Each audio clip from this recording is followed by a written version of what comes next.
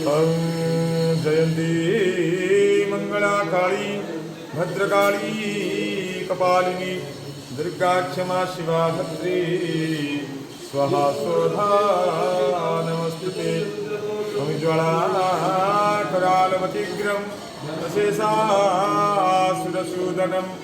त्रिशूलमपातनभिते भद्रकाली नमस्तुते।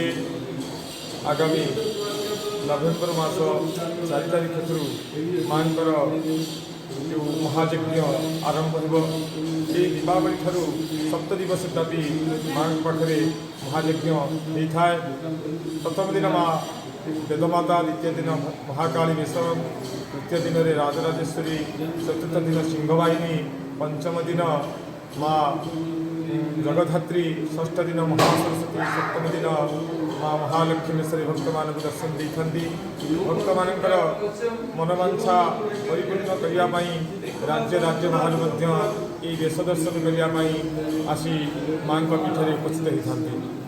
भद्रकाली ये भद्रखर अधिष्ठात्री देवी माँ भद्रकाली आविर्भाव उत्पत्ति केवे कौ जुगर होती तो कहवा अनुमान करने कष्टकर, किंतु जेबे मनीष पूजा शिखिला पूजा पद्धति जाणिला सेबे माँ पूजा आरंभ होती। प्रथम माँ पूजा पाते मेघासन पर्वत तापर राजराजुरा समय क्रमश आसी भद्रखर भूया महलार पूजा पाते। मोगल साम्राज्य समय कला पहाड़ जिते आक्रमण कर मंदिर देवादेवी मंदिर को भांगी से माँ भद्रकू आसी वर्तमान खंडतल पंचायत आहारपदा ग्राम भद्रकाली साई उपग्राम माँ पूजा पाती।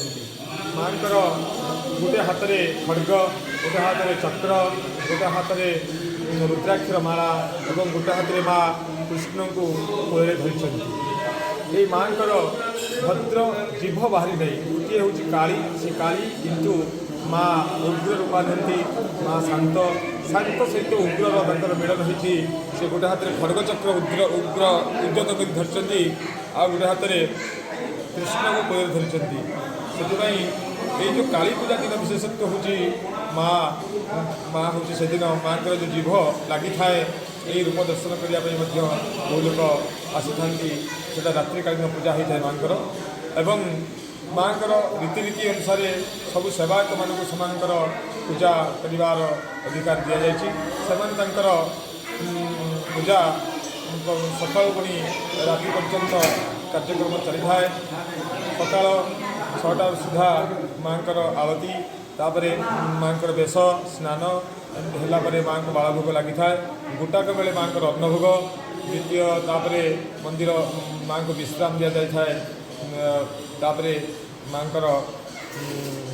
3टा बेले मंदिर खुली जाए। खुलीगला माँ को पुणी भोग लगे एवं संध्या आरती, राति पुणी अन्न प्रसाद भोग लगे।